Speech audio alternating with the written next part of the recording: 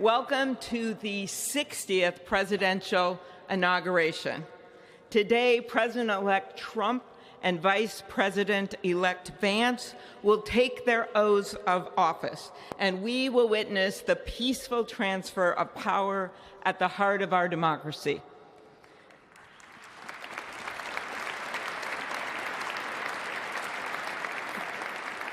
For the past year, I've chaired the inaugural ceremony committee, which includes the leadership of Congress from both parties.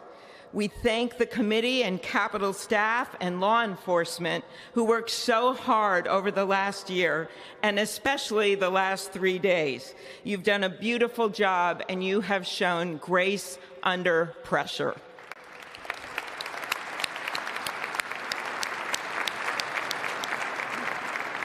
Our theme this year is our enduring democracy. The presence of so many presidents and vice presidents here today is truly a testament to that endurance. We welcome President Biden and Dr. Biden. We welcome Vice President Harris and Doug Emhoff, President Obama, President Clinton and Secretary Clinton, President Bush and Laura Bush, Vice President Pence, Vice President Quayle and Marilyn Quayle. The justices of the United States Supreme Court are with us, all 9 of them I counted, and of course the Trump and Vance families. This ceremony marks what will soon be 250 years of our democracy. It is the moment when leaders, elevated by the will of the people, promise to be faithful to our Constitution, to cherish and defend it. It is the moment when they become, as we all should be, the guardians of our country. Through war and peace, through adversity and prosperity, we hold this inauguration every 4 years, and today it falls on Martin Luther King Day. A further reminder that we must strive to uphold the values enshrined in our Constitution, the freedoms, the liberties, and, as is inscribed on the entrance of the United States Supreme Court, equal justice under law.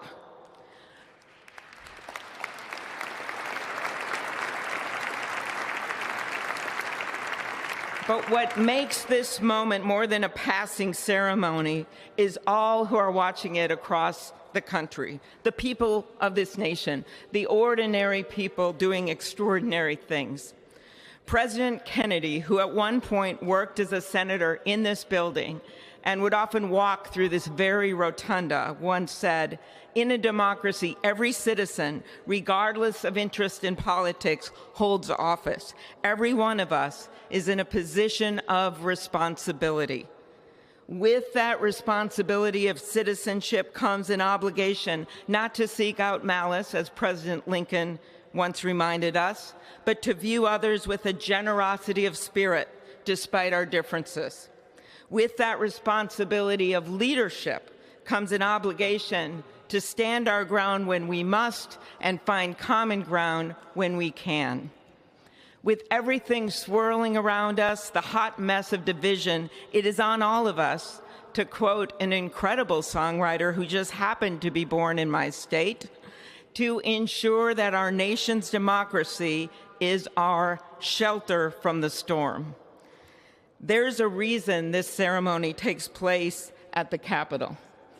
In other countries, it might be in a presidential palace or a gilded executive office building. Here it is traditionally held at the Capitol, the People's House.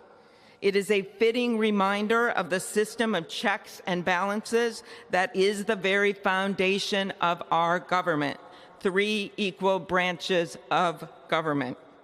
That is how, for nearly 250 years, our great American experiment, grounded in the rule of law, has endured. So, as we inaugurate a new president and vice president, let us remember that the power of those in this room comes from the people. The construction workers who build our country, the teachers and healthcare workers who nurture us, the troops defending our freedoms, and yes, the firefighters in Los Angeles putting themselves on the line for us.